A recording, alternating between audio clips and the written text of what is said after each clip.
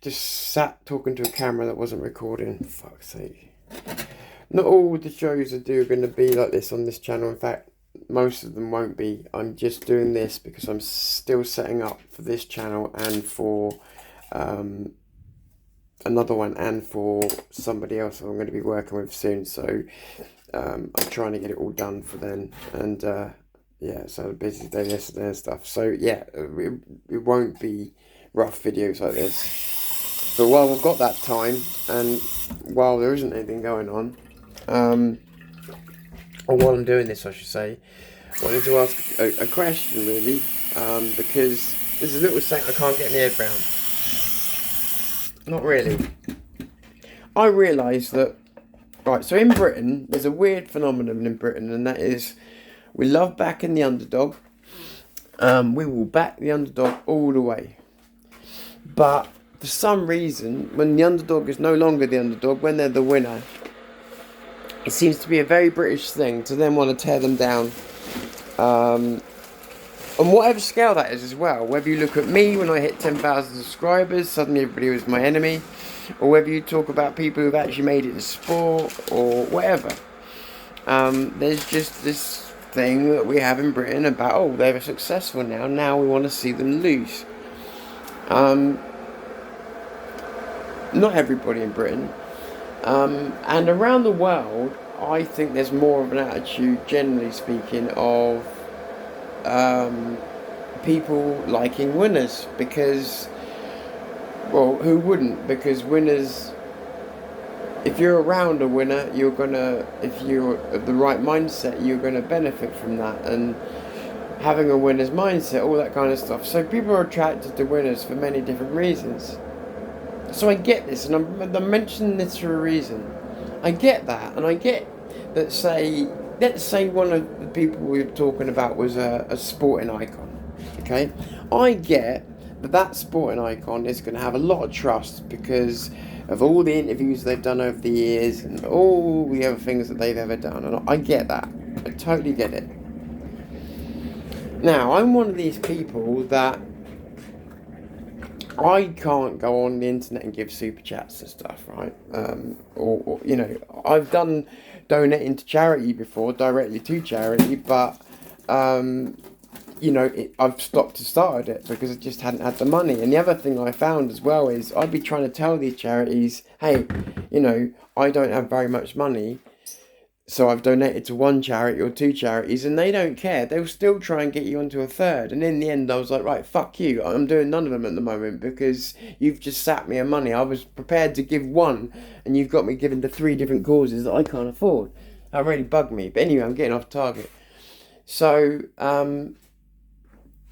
so if someone's got a lot of money, no matter how much I like them, unless they're on there saying, I need money, I'm not going to put that super chat money their way. I'm going to look more for the underdog, or I'm going to look for someone on the up, or, you know, or someone who's a pure YouTuber, or something like that, you know, and there still have to be a good reason for me to do it, but you know, I can't imagine me giving many super chats. I've never done so far, but if I did, there would be a criteria to who I would give it to, and it certainly wouldn't be a millionaire.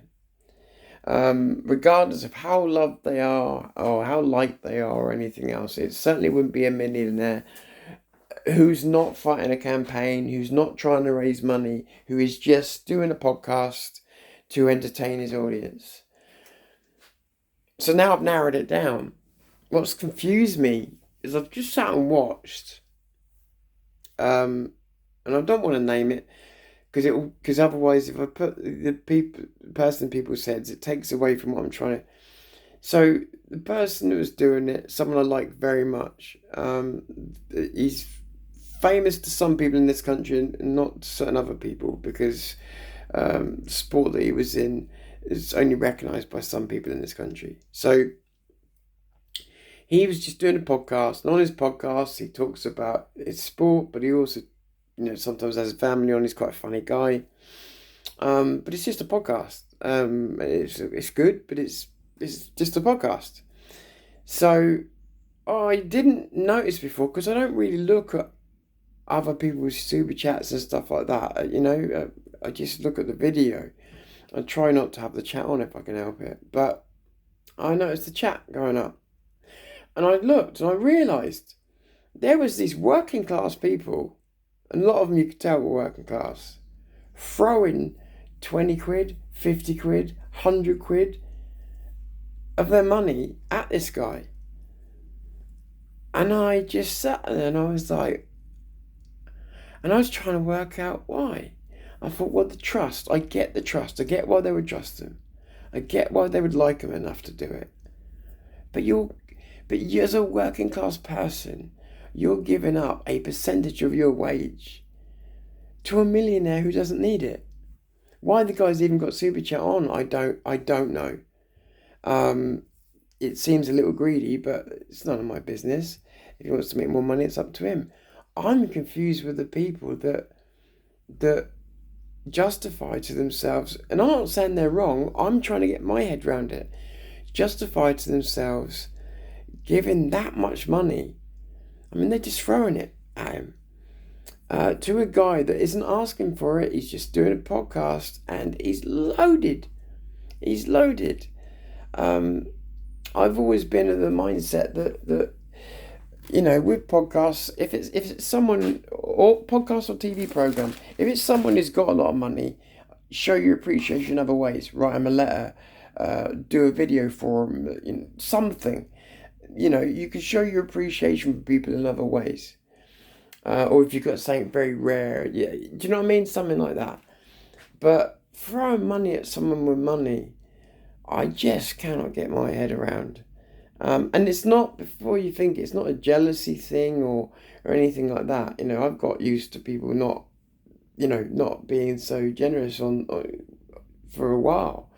And I also understand the reasons why. But yeah, watching this, I mean, I reckon a lot of the audience was American, and I must say Americans are very generous. But even so, I was amazed. So what am I missing? Why are people prepared to throw away, not throw away, whatever you want to call it, spend their hard-earned money on super chats for someone who's got loads of money and would be doing the podcast anyway? Anybody help me with that? Because it's a psychology that I can't get my head around. And I normally get my head around most things, but I don't get what it is that they're trying to get out of it. And let's face it, everybody's trying to get something out of something, even if it's innocent. So, any ideas?